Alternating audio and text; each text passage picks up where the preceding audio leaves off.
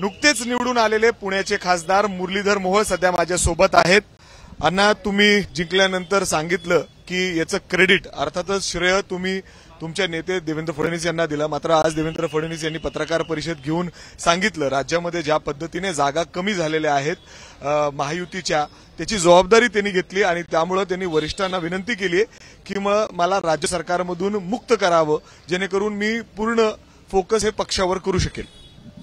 आता मी साहेबांनी काय प्रेस घेतली पाहिली नाही, आम्ही सकाळपासून या सगळ्या कार्यक्रमांमध्येच होतो। मला असं वाटतं देवेंद्रजी या राज्याचे असे नेते आहेत की एक अष्टपैलू कर्तृत्व असलेलं आमचं नेतृत्व आहे आणि त्यामुळे महाराष्ट्रातल्याही जनतेला देवेंद्रजींचं काम, देवेंद्रजींच्या कामाची पद्धत ही नेहमीच आवडली आहे आणि मला वाटत नाही शेवटी त्यांनी काय विचार केला माहित नाही, पण या राज्याला भविष्यामध्ये निश्चितपणे देवेंद्रजींच्या नेतृत्वाची गरज आहे आणि देवेंद्रजी संघटना असो अथवा सरकार असो यामध्ये कायम राज्यामध्ये राहतील आणि जनतेची सुद्धा इच्छा आहे।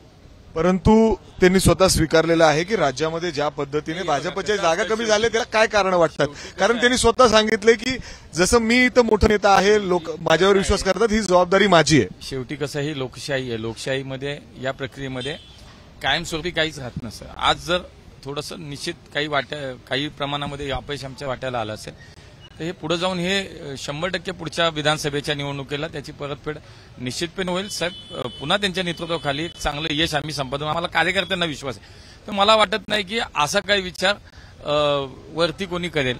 मला असं वाटतं देवेंद्रजी हे राज्यात राहतील आणि राज्याला, पक्षाला, संघटनेला, महाराष्ट्रातल्या जनतेला एक असाच नेता ज्याची गरज निश्चितपणे राहणार। तुम्ही जे म्हणलात की काही महिन्यांवरच आता विधानसभा निवडणुका आहेत आणि त्याच पार्श्वभूमीवर त्यांनी सांगितलेलं आहे की मला या निवडणुकांसाठी पूर्णपणे फोकस करता येईल, काम करता येईल, त्यामुळेच मला राज्य सरकारमधून म्हणजे आज जे काही त्यांच्याकडे पदभार आहेत, अर्थातच ते राज्याचे गृहमंत्री आहेत, त्यातून मला मुक्त करावं, उपमुख्यमंत्री आहेत त्यातून मला मुक्त करावं, असं त्यांचं म्हणणं आहे। आम्ही आमचे कार्यकर्ते म्हणून आमच्या सगळ्यांची जी काही भावना आहे ती व्यक्त केली।